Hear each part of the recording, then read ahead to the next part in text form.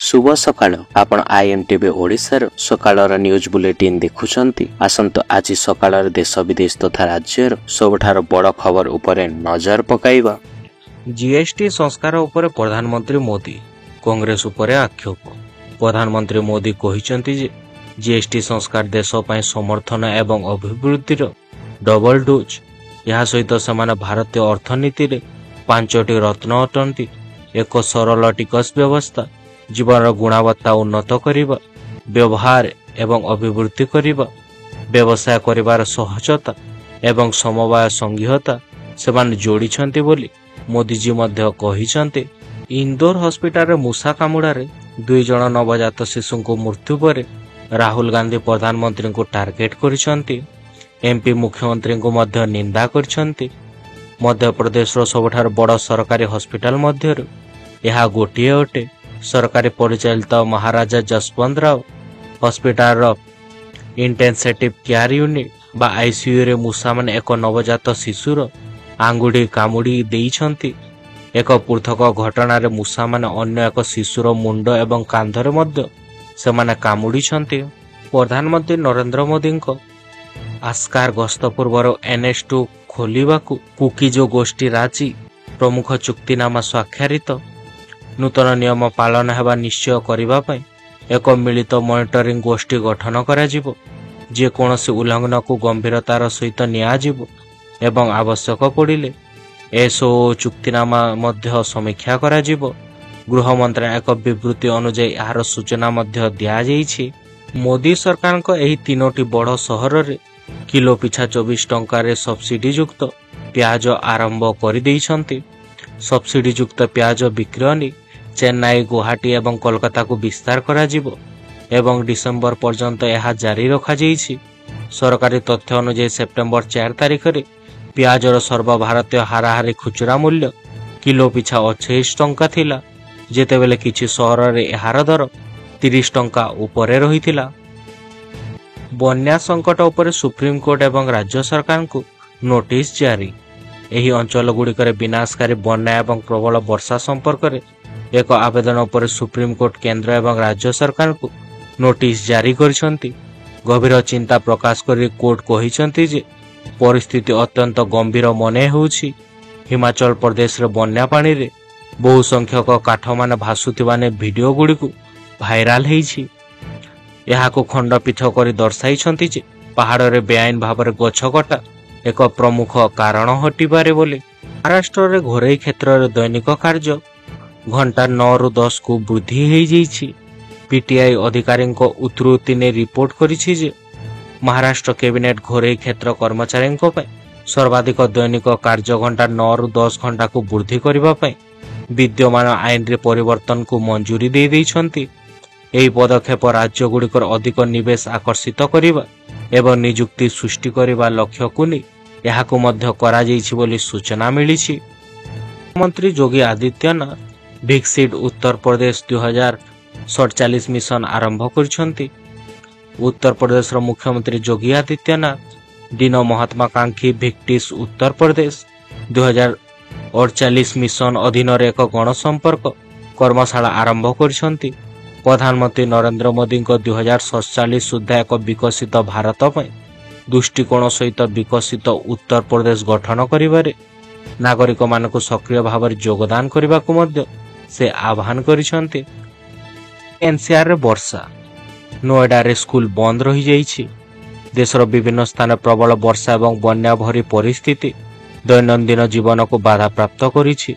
राज्य सरकार एवं जिला कर्तृपक्ष स्कूल बंद को घोषणा करिसंती एवं परीक्षा को मध्य स्थगित रखिसंती। छात्र सुरक्षा सुनिश्चित करबा पय विभिन्न राज्य छुट्टी वृद्धि किंबा परीक्षा पुनर्निर्धारण पय सरकारी निर्देशनामा माने मध्य जारी करिसंती। ऋषि कपूर 73तम वार्षिक उत्सव रे आलिया भट्ट तांको हृदयर सहित श्रद्धांजलि अर्पण करिसंती। बॉलीवुड रो दिव्यंगत किंवदंती तथा ऋषि कपूर 73तम जन्म वार्षिक रे अभिनेत्री आलिया भट्ट सोशल मीडिया रे तांको हृदयर सहित श्रद्धांजलि अर्पण करिसंती। जिग्रा अभिनेत्री तांको सासू नीतू कपूर को द्वारा इंस्टाग्राम कहानी रे एक वीडियो मध्य से पुनः शेयर कर दैछंती। ଓଡ଼ିଆ ଗାୟକ ଏବଂ ସଙ୍ଗୀତ ନିର୍ଦ୍ଦେଶକ ଅଭିଜିତ ମଜମୁଦାର ଗୁରୁତର ଅବସ୍ଥାରେ ଏମ୍ସ ଭୁବନେଶ୍ୱରରେ ଭର୍ତ୍ତି ହୋଇଗଲେ। କଟକର ଏକ ଘରୋଇ ହସ୍ପିଟାଲରେ ତାଙ୍କର ସ୍ୱାସ୍ଥ୍ୟାବସ୍ଥା ଖରାପ ହେବା ଜାଣିଶୁଣି ଓଡ଼ିଆ ଗାୟକ ଏବଂ ସଙ୍ଗୀତ ନିର୍ଦ୍ଦେଶକ ଅଭିଜିତ ମଜମୁଦାର ଏମ୍ସ ଭୁବନେଶ୍ୱରକୁ ପଠାଯାଇଥିଲା। ହସ୍ପିଟାଲ କର୍ତ୍ତୃପକ୍ଷଙ୍କ ଅନୁଯାୟୀ ତାଙ୍କ ଅବସ୍ଥା ଏବେ ଗୁରୁତର ଥିବାରୁ ତାଙ୍କୁ ବିଳମ୍ବିତ ରାତିରେ ମଧ୍ୟ ତାଙ୍କୁ ସ୍ଥାନାନ୍ତରଣ କରାଯାଇଛି। ଦିଲଜିତ ଦୋସାଂଝ ପଞ୍ଜାବ ବନ୍ୟା ପୀଡ଼ିତାଙ୍କୁ ସମର୍ଥନ ଜଣାଇଛନ୍ତି, କହିଛନ୍ତି ଆମେ ସମସ୍ତେ ଆପଣଙ୍କ ସହିତ ଅଛୁ। ପଞ୍ଜାବୀ ଗାୟକର ଅଭିନେତା ହୋଇଥିବା ଦିଲଜିତ ଦୋସାଂଝ ସମ୍ପ୍ରତି ବନ୍ୟା ପ୍ରଭାବିତ ପଞ୍ଜାବର ଲୋକମାନଙ୍କ ପ୍ରତି ତାଙ୍କର ସମର୍ଥନ ଦେଖାଇଛନ୍ତି। ଇନଷ୍ଟାଗ୍ରାମରେ ଏକ ଭିଡିଓ ସେୟାର କରିଛନ୍ତି। ସେ ଲୋକଙ୍କ ପ୍ରତି ନିଜର ଚିନ୍ତା ପ୍ରକାଶ କରିଛନ୍ତି ଏବଂ ଉଲ୍ଲେଖ କରିଛନ୍ତି ଯେ ପଞ୍ଜାବ ବନ୍ୟା ପୀଡ଼ିତଙ୍କ ସହିତ ସେ ଠିଆ ହୋଇଛନ୍ତି।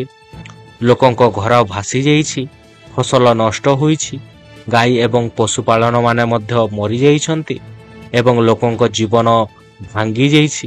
ପଞ୍ଜାବ ଆହତ ହୋଇଛି, କିନ୍ତୁ ଏହା ପରାସ୍ତ ହୋଇନାହିଁ ବୋଲି ଦିଲଜିତ ଦୋସାଂଝ ତାଙ୍କ ଭିଡିଓରେ ସେୟାର କରିଛନ୍ତି।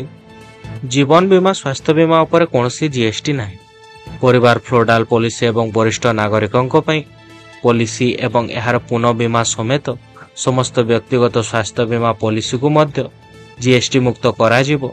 ଏହାର ସୂଚନା ନିର୍ମଳା ସୀତାରମଣ କହିଛନ୍ତି। ସେ କହିଛନ୍ତି ବ୍ୟକ୍ତିଗତ ଜୀବନ ବୀମା, ଟର୍ମ ଲାଇଫ୍, ୟୁଏଲ୍ଆଇପି କିମ୍ବା ଏଣ୍ଡାମେଣ୍ଟ ପଲିସି ଏବଂ ପରବର୍ତ୍ତୀ ପୁନଃ ବୀମା ଜିଏସ୍ଟି ମୁକ୍ତ କରାଯିବ। ଜୁଲାଇ 2017ରେ ଆରମ୍ଭ ହେବା ପରଠାରୁ ସ୍ୱାସ୍ଥ୍ୟ ବୀମା ଏବଂ ଜୀବନ ବୀମା ପାଇଁ ଦେୟ ପ୍ରିମିୟମ ଉପରେ 28% ଜିଏସ୍ଟି ହାରକୁ ଲାଗୁ କରାଯାଇଛି। ରାତି 10ଟା ପରେ ଟ୍ରେନରେ ରିଲ୍ ଦେଖିବା ଆପଣମାନଙ୍କୁ ଅସୁବିଧାରେ ପକାଇପାରେ। ଯାତ୍ରୀମାନେ ଧ୍ୟାନ ଦିଅନ୍ତୁ, ଯଦି ଆପଣ ଟ୍ରେନରେ ଯାତ୍ରା କରୁଛନ୍ତି ଏବଂ ରାତି 10ଟା ପରେ ଟ୍ରେନରେ ରିଲ୍ ଦେଖୁଛନ୍ତି, ତେବେ ଏହା ଆପଣଙ୍କୁ ଅସୁବିଧାରେ ପକାଇପାରେ। ସମ୍ପ୍ରତି ଭାରତୀୟ ରେଳବାଇ ରାତି ଯାତ୍ରାକୁ ଆରାମଦାୟକ କରିବା ପାଇଁ ଟ୍ରେନ୍ ଯାତ୍ରୀମାନଙ୍କ ପାଇଁ ରାତି 10ଟା ପରେ ନିୟମ ଲାଗୁ କରିଛନ୍ତି। ନୂତନ ନିର୍ଦ୍ଦେଶାବଳୀର ଅଂଶ ଭାବରେ ରାତି 10ଟା ପରେ ଟ୍ରେନରେ ନୀରବତା ବଜାୟ ରଖିବା ସମସ୍ତଙ୍କ ପାଇଁ ଆବଶ୍ୟକ ଅଟେ ଏବଂ ଯେଉଁମାନେ ନିର୍ଦ୍ଦେଶାବଳୀଙ୍କୁ ଉଲ୍ଲଂଘନ କରିବେ ସେମାନଙ୍କୁ କଠୋର କାର୍ଯ୍ୟାନୁଷ୍ଠାନର ସମ୍ମୁଖୀନ ହେବାକୁ ପଡ଼ିପାରେ। skillindiadigital.government.in ରେ NCVT ITI ଫଳାଫଳ 2025 ଘୋଷଣା କରାଯାଇଛି। National council of vocational training NCVT ସମସ୍ତ ସେମିଷ୍ଟାର ପାଇଁ ITI ଫଳ 2025 ଆନୁଷ୍ଠାନିକ ଭାବରେ ପ୍ରକାଶ କରିଦେଇଛି। ଫଳାଫଳ ଗୁଡ଼ିକ ଏବେ skillindiagovernment.in ରେ ସ୍କିଲ୍ ଇଣ୍ଡିଆ ଡିଜିଟାଲ ହବ୍ ବା SIDH ପୋର୍ଟାଲ ମାଧ୍ୟମରେ ଅନଲାଇନରେ ଉପଲବ୍ଧ ରହୁଛି। ବିଭିନ୍ନ ଟ୍ରେଡ୍ରେ ଶିଳ୍ପ ତାଲିମ ପ୍ରତିଷ୍ଠାନ ITI ପରୀକ୍ଷା ଦେଇଥିବା ଛାତ୍ରଛାତ୍ରୀମାନେ ସେମାନଙ୍କ ରୋଲ ନମ୍ବର କିମ୍ବା ପଞ୍ଜୀକରଣ ବିବରଣୀ ପ୍ରବେଶ କରିକି PDF ଫର୍ମାଟରେ ସେମାନଙ୍କ ଫଳାଫଳ ଯାଞ୍ଚ ଏବଂ ଡାଉନଲୋଡ କରିପାରିବେ। NIRF 2025 IIT ମାଦ୍ରାସ ଶୀର୍ଷ ସ୍ଥାନ ବଜାୟ ରଖିଛି। ଇଞ୍ଜିନିୟରିଂ ବର୍ଗରେ ରାଜସ୍ପ ଜାରି କରିଦେଇଛି। ପ୍ରତିଷ୍ଠିତ ଭାରତୀୟ ପ୍ରଯୁକ୍ତି ବିଦ୍ୟା ସଂସ୍ଥା IIT ମାଦ୍ରାସ ପୁଣି ଥରେ ଜାତୀୟ ପ୍ରତିଷ୍ଠାନ ର୍ୟାଙ୍କିଂ ତଥା ଫ୍ରେମୱାର୍କ ବା NIRF 2025ରେ ପ୍ରଥମ ସ୍ଥାନ ହାସଲ କରିଛି। ସାମଗ୍ରିକ ଏବଂ ଇଞ୍ଜିନିୟରିଂ ବର୍ଗ ଉଭୟରେ ଏହାର ଶୀର୍ଷ ସ୍ଥାନ ବଜାୟ ରଖିଛି। ଏହା ଲଗାତାର 7ମ ବର୍ଷ ଯେ IIT ମାଦ୍ରାସକୁ ଭାରତର ସର୍ବୋତ୍ତମ ସାମଗ୍ରିକ ପ୍ରତିଷ୍ଠାନ ଭାବରେ ସ୍ଥାନ ଦିଆଯାଇଛି ଏବଂ ଏହା 2016ରେ NIRF ପ୍ରତିଷ୍ଠା ହେବା ପରଠାରୁ ଏକ ଦଶନ୍ଧି ଧରି ଇଞ୍ଜିନିୟରିଂ ର୍ୟାଙ୍କିଂରେ ସେ ପ୍ରଥମ ସ୍ଥାନରେ ରହି ଆସୁଛି। 50% ଅଲ୍ ଇଣ୍ଡିଆ କୋଟା ସିଟ୍ ପାଇଁ NEET PG 2025 ମେରିଟ୍ ତାଲିକା ପ୍ରକାଶିତ ହୋଇଛି। National board of examination in medical science ବା NBEMSରେ 50% ଅଲ୍ ଇଣ୍ଡିଆ କୋଟା ବା AIQ ସିଟ୍ ପାଇଁ NEET PG 2025ର ମେରିଟ୍ ତାଲିକା ପ୍ରକାଶ ପାଇଛି। 2025-26 ଶିକ୍ଷାବର୍ଷ ପାଇଁ MD MS ସ୍ନାତକୋତ୍ତର diploma post MBBS DNB doctor NB ପ୍ରତ୍ୟକ୍ଷ 6 ବର୍ଷ ପାଠ୍ୟକ୍ରମ ପାଇଁ NBEMS ଡିପ୍ଲୋମା କାର୍ଯ୍ୟକ୍ରମରେ ପ୍ରବେଶ କରିବାକୁ ଚାହୁଁଥିବା ପରୀକ୍ଷାର୍ଥୀମାନଙ୍କ ପାଇଁ ଏହି ରିଜଲ୍ଟ ପ୍ରକାଶ ପାଇଛି। ଏବେ ସରକାରୀ ୱେବସାଇଟ୍ ବା netboard.education.in ରେ ସେମାନଙ୍କ ମେରିଟ୍ ସ୍ଥିତିର ଆପଣମାନେ ମଧ୍ୟ ଜାଣିପାରିବେ। ଆଫଗାନିସ୍ତାନରେ ଭୂକମ୍ପ, ମୃତ୍ୟୁ ସଂଖ୍ୟା 2200, ଅତିକ୍ରମ କରିଦେଇଛି। ସପ୍ତାହ ପୂର୍ବରୁ ଆଫଗାନିସ୍ତାନରେ ଘଟିଥିବା ଶକ୍ତିଶାଳୀ 6.0 ତୀବ୍ରତାରେ ଭୂକମ୍ପରେ 2200ରୁ ଅଧିକ ଲୋକ ପ୍ରାଣ ହରାଇଛନ୍ତି। ତାଲିବାନ କର୍ତ୍ତୃପକ୍ଷ ଏହାକୁ ସୁନିଶ୍ଚିତ କରିଛନ୍ତି। ଏହି ବିପର୍ଯ୍ୟୟରେ ପ୍ରାୟ 4000 ଜଣ ଆହତ ହୋଇଛନ୍ତି, ଯେଉଁଥିରେ ଅଧିକାଂଶ ମୃତାହତ ପାକିସ୍ତାନ ସୀମା ନିକଟବର୍ତ୍ତୀ ବା ପାର୍ବତ୍ୟ କୁନାର ପ୍ରଦେଶରେ ଥିବା ରିପୋର୍ଟରେ ମଧ୍ୟ ଦର୍ଶାଯାଇଛି। ଜିଏସ୍ଟି ସଂସ୍କାର ପରେ ମଦ୍ୟପାନ ଶସ୍ତା ହେବ ନାହିଁ। ଜିଏସ୍ଟି ପରିଷଦର ଜିଏସ୍ଟି 2.0 ଅନ୍ତର୍ଗତ ଟିକସ ଢାଞ୍ଚାରେ ପରିବର୍ତ୍ତନ କରିବା ନିଷ୍ପତ୍ତି ଅନେକ ସାମଗ୍ରୀ ଉପରେ ଟିପେସ୍ କିପରି ଲାଗୁ କରାଯିବ, ବିଶେଷ କରିକି ଯେଉଁଗୁଡ଼ିକ ପାପ ସାମଗ୍ରୀ ଭାବରେ ବର୍ଗୀକୃତ କରାଯାଇଛି, ସେଥିରେ ଗୁରୁତ୍ୱପୂର୍ଣ୍ଣ ପରିବର୍ତ୍ତନ ଆସିଛି। ସିଗାରେଟ୍, ପାନ ମସଲା ଏବଂ ଏହାର ସମାନ ଉତ୍ପାଦଗୁଡ଼ିକ ଉପରେ 40% ଅଧିକ ଜିଏସ୍ଟି ହାର ଲାଗିବ ବୋଲି ସ୍ଥିତି ହୋଇଥିବା ବେଳେ ସରକାର ସ୍ପଷ୍ଟ କରିଛନ୍ତି ଯେ ମଦ୍ୟପାନ ଏକୀକୃତ ଜିଏସ୍ଟି ବ୍ୟବସ୍ଥାର ପରିଷଦର ବାହାରେ ରହିବ। ସଲମାନ ଖାନଙ୍କ ବିଗ୍ ବସ୍ 90ର ଟିଆର୍ପି ରେଟିଂରେ ଏବେ ମଧ୍ୟ ସଂଘର୍ଷ। ସପ୍ତାହ 34 ପାଇଁ ଟେଲିଭିଜନ ରେଟିଂ ଶେଷ ହୋଇଯାଇଛି ଏବଂ ପ୍ରାଇମ୍ ଟାଇମ୍ ପ୍ରାଧାନ୍ୟ ପାଇଁ ପ୍ରତିଯୋଗିତା ଏବେ ତୀବ୍ର ବଢ଼ିବାରେ ଲାଗୁଛି।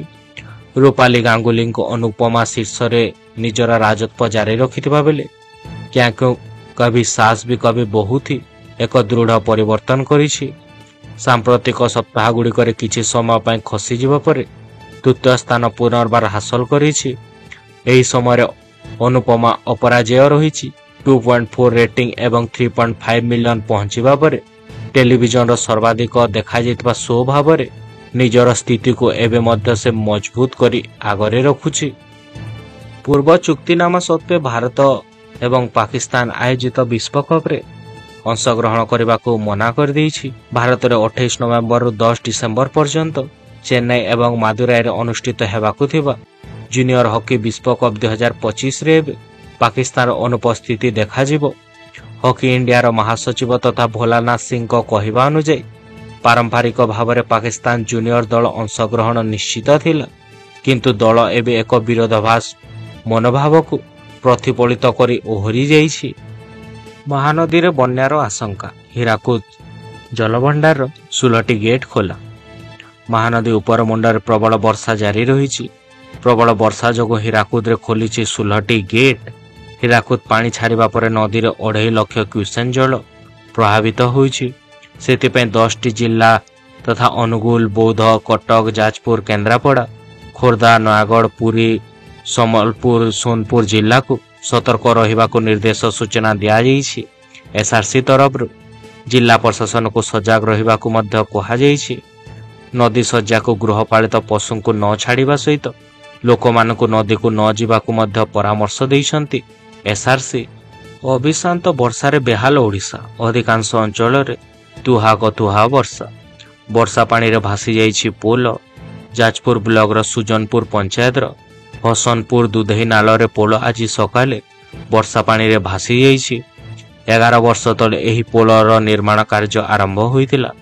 ନିମ୍ନମାନର କାର୍ଯ୍ୟ ଯୋଗୁଁ ବର୍ଷାରେ ପୋଲଟି ଭାସି ଯାଇଥିବା ନେଇ ଅଭିଯୋଗ ହୋଇଯାଇଛି। ଏହି ପୋଲ ଉପରେ ଦୈନିକ ହଜାର ହଜାର ଲୋକ ନିର୍ଭର ରହିଥାନ୍ତି। ପୋଲ ଆରପଟେ ସ୍ଥାନୀୟ ଲୋକଙ୍କ ଏକର ଏକର ଚାଷ ଜମି ମଧ୍ୟ ସ୍ଥାପିତ ରହିଛି। ତାମିଲନାଡୁରେ ଏନ୍ଡିଏକୁ ଝଟକା, ଅଲଗା ହେଲା ଏଏମ୍ଏମ୍କେ।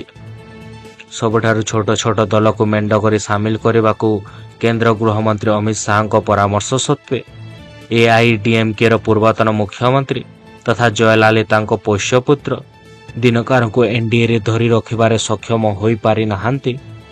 ପୂର୍ବତନ ମୁଖ୍ୟମନ୍ତ୍ରୀ ଏବଂ ପନିର ସେଲଭମଙ୍କ ଏନ୍ଡିଏ ଛାଡ଼ିବାର ଠିକ୍ ମାସକ ପରେ ଦିନକରଣ ମଧ୍ୟ ସେହି ପଥକୁ ଅନୁସରଣ କରିଦେଇଛନ୍ତି। ନିର୍ବାଚନ ପାଇଁ ସମ୍ବଲପୁରକୁ ସବୁଜ ସଂକେତ, ସହରବାସୀ ଦେଖିବେ ପ୍ରଥମ ମେୟର। 12 ବର୍ଷର ଅପେକ୍ଷା ପରେ ସମ୍ବଲପୁରବାସୀଙ୍କ ଭିତରେ ଆଶା ସଞ୍ଚାର ରହିଛି। ହାଇକୋର୍ଟଙ୍କ ହସ୍ତକ୍ଷେପ ପରେ ସମ୍ବଲପୁର ମହାନଗର ନିଗମ ନିର୍ବାଚନ ପାଇଁ ପଥ ପରିଷ୍କାର ହୋଇଛି। ନିର୍ବାଚନ ପାଇଁ 6 ସପ୍ତାହ ଭିତରେ ସାନି ବିଜ୍ଞପ୍ତି ଲାଗି ହାଇକୋର୍ଟ ନିର୍ଦ୍ଦେଶ ଦେଇଛନ୍ତି। କୋର୍ଟଙ୍କ ନିର୍ଦ୍ଦେଶ ପରେ କେବେ ବିଜ୍ଞପ୍ତି ପ୍ରକାଶ ପାଉଛି ତାର ଅପେକ୍ଷା ରହିଛି, କାରଣ ହାଇକୋର୍ଟ ରାଜ୍ୟ ସରକାରଙ୍କ ନିର୍ଦ୍ଦେଶ ଦେଇଥିବାରୁ ସରକାରଙ୍କ ରିପୋର୍ଟ ପରେ ବିଜ୍ଞପ୍ତି ଜାରି କରିପାରନ୍ତି ରାଜ୍ୟ ନିର୍ବାଚନ କମିଶନ। ଫେରିବ ମହାପ୍ରଭୁଙ୍କ ଭୂସମ୍ପତ୍ତି, ଜବରଦଖଲକାରୀଙ୍କୁ କବ୍ଜାରୁ ମୁକୁଳିଯିବ ଜମି। ରାଜ୍ୟ ଭିତରେ ଏବଂ ରାଜ୍ୟ ବାହାରେ ଥିବା ଜଗନ୍ନାଥଙ୍କ ଜମିକୁ ଫେରାଇ ଆଣିବା ପାଇଁ ଆରମ୍ଭ ହୋଇଯାଇଛି ପ୍ରକ୍ରିୟା। ପରିଚାଳନା କମିଟି ବୈଠକରେ ମହାପ୍ରଭୁଙ୍କ ଜମି ଜମା ପ୍ରସଙ୍ଗରେ ଆଲୋଚନା ହେବା ପରେ ପ୍ରକ୍ରିୟାକୁ ତ୍ୱରାନ୍ୱିତ କରିଦେଇଛନ୍ତି ରାଜ୍ୟ ସରକାର। ଏହାକୁ ନେଇ ସୂଚନା ଦେଇଛନ୍ତି ଆଇନ ମନ୍ତ୍ରୀ ତଥା ପୃଥ୍ୱୀରାଜ ହରିଚନ୍ଦନ। ମହାପ୍ରଭୁଙ୍କ 58,000 ହେକ୍ଟର ଜମି ରାଜ୍ୟ ଏବଂ ରାଜ୍ୟ ବାହାରେ ରହିଛି। ପ୍ରାୟ 37,000 ଏକର ଜମିର କାଗଜ ପୋସ୍ତ ହୋଇସାରିଛି। ବାକି ଗୁଡ଼ିକର କାଗଜ ପୋସ୍ତ ମଧ୍ୟ କରାଯାଉଛି। ସୁଭଦ୍ରା ଯୋଜନାର ବଞ୍ଚିତ ଆଦିବାସୀ ମହିଳା ବାରମ୍ବାର ଆବେଦନ ସତ୍ତ୍ୱେ ମିଳୁନାହିଁ ଟଙ୍କା। ସୁଭଦ୍ରା ଯୋଜନାର ବଞ୍ଚିତ ଗ୍ରାମାଞ୍ଚଳ ଆଦିବାସୀ ମହିଳା ବାରମ୍ବାର ଆବେଦନ ସତ୍ତ୍ୱେ ସୁଭଦ୍ରା ଟଙ୍କା ମିଳୁନାହିଁ, ଯାହାକୁ ନେଇ ରାୟଗଡ଼ା ଜିଲ୍ଲା ଗୁଣପୁରର ଉପଜିଲ୍ଲାପାଳଙ୍କ ଦ୍ୱାରସ୍ଥ ହୋଇଛନ୍ତି ଟିରିମିଟି ପଞ୍ଚାୟତର ଆଦିବାସୀ ମହିଳା। ପଞ୍ଚାୟତର 50ରୁ ଅଧିକ ମହିଳା ଉପଜିଲ୍ଲାପାଳଙ୍କ ଅନୁପସ୍ଥିତିରେ ସହକାରୀ ଜିଲ୍ଲାପାଳଙ୍କ ନିକଟରେ ନିଜର ଦାବି ପ୍ରଦାନ କରିଛନ୍ତି। ମହିଳାଙ୍କ ଅଭିଯୋଗ ଅନୁଯାୟୀ ସୁଭଦ୍ରା ଯୋଜନା ଆରମ୍ଭ ହେବା ପରେ ସେମାନେ ଜନସେବା କେନ୍ଦ୍ରରେ ମଧ୍ୟ ଆବେଦନ କରିଥିଲେ। ବିସ୍ଫୋରଣରେ ଥରୁଛି ଘର, ପ୍ରତି ମୁହୂର୍ତ୍ତରେ ଚାଲିଛି ଜୀବନ ବଞ୍ଚାଇବାକୁ ସଂଘର୍ଷ। ଆଁ କରି ମାଡ଼ି ଆସୁଛି କୋଇଲା ଖଣି, ଆଉ ମାତ୍ର କେଇ ପାହୁଣ୍ଡ, ତାପରେ ସାରା ଗାଁ ଖଣି ଭିତରେ ଲୀନ ହୋଇଯିବ। ଏବେ ଖଣି ବିସ୍ଫୋରଣରେ ଥରୁଛି ଘରମାନେ। କେତେବେଳେ ଛାତ ଉପରୁ ଖସୁଛି ପଥର ଖଣ୍ଡ, ତ କେତେବେଳେ ପଥର ଖଣ୍ଡ ମାଡ଼ରେ ଆହତ ହେଉଛନ୍ତି ଲୋକମାନେ। ଆଖି ଆଗରେ ମୃତ୍ୟୁର ଭୟ ଥାଇ ମଧ୍ୟ ଛାଡ଼ି ପାରୁନାହାନ୍ତି ଭିଟାମାଟି। ବୈତରଣୀରେ ପୁଣି ଆସିଲା ବନ୍ୟା। 3 ମାସ ଭିତରେ ଏହା ହେଉଛି ତୃତୀୟ ବନ୍ୟା। ପୁଣି ଆସିଛି ବନ୍ୟା। ଏଥର ଛୋଟ ଧରଣର ବନ୍ୟା ହୋଇଥିଲେ ମଧ୍ୟ ବଢ଼ାଇ ଦେଇଛି ଚିନ୍ତା, କାରଣ ଗତ 3 ମାସ ମଧ୍ୟରେ ଏହା ବୈତରଣୀରେ ତୃତୀୟ ବନ୍ୟା। ଆଖୁଦା ପଦାର୍ଥରେ ବିପଦ ସଂକେତ ଉପରେ ପ୍ରଭାବିତ ହେଉଛି ବନ୍ୟା ଜଳ। ପାଣି ବଢ଼ୁଥିବାରୁ ପ୍ରଭାବିତ ହୋଇଛନ୍ତି ଭଦ୍ରକ, ବନ୍ତ, ଧାମନଗର ଏବଂ ଭଣ୍ଡାରୀ ପୋଖରୀ। ସେପରି ଯାଜପୁର ଜିଲ୍ଲା ପୁଣି ଥରେ ବନ୍ୟାର ପ୍ରକୋପ ସହୁଛି। ଗତକାଲି 14ଟି ବ୍ଲକରେ 100 ମିଟରରୁ ଅଧିକ ଏବଂ 42ଟି ବ୍ଲକରେ 50 ମିଟରରୁ ଅଧିକ ବର୍ଷା ହୋଇଛି। ଜାନୁଆରୀରୁ ବ୍ରହ୍ମପୁରରୁ ମିଳିବ ବିମାନ ସେବା, ଯାତାୟାତ ହେବ ସୁଗମ। ଜାନୁଆରୀରୁ ବ୍ରହ୍ମପୁରକୁ ମିଳିବ ବିମାନ ସେବା। ରଙ୍ଗେଇଲୁଣ୍ଡା ଏୟାରପୋର୍ଟ ଦେଇ ଯାତାୟାତ ହେବ ସୁଗମ। ସମୀକ୍ଷା ପରେ ସୂଚନା ଦେଇଛନ୍ତି ଦକ୍ଷିଣାଞ୍ଚଳ ଆରଡିସି। ଡିସେମ୍ବର ସୁଦ୍ଧା ସମସ୍ତ କାମ ସାରିବାକୁ ଅଧିକାରୀଙ୍କୁ ନିର୍ଦ୍ଦେଶ ଦେଇଛନ୍ତି।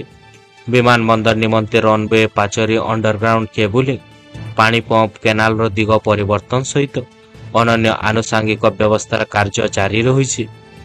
2B କ୍ୟାଟାଗୋରୀରେ ଏହି ଏୟାରପୋର୍ଟରେ ରହିଛି 1090 ମିଟର ରନୱେ ଆଉ 56 ଏକର ଜମିର ଆବଶ୍ୟକତା ଥିବାବେଳେ ସେଥି ଭିତରୁ 40 ଏକର ଜମି ସରକାରୀ ରହୁଛି।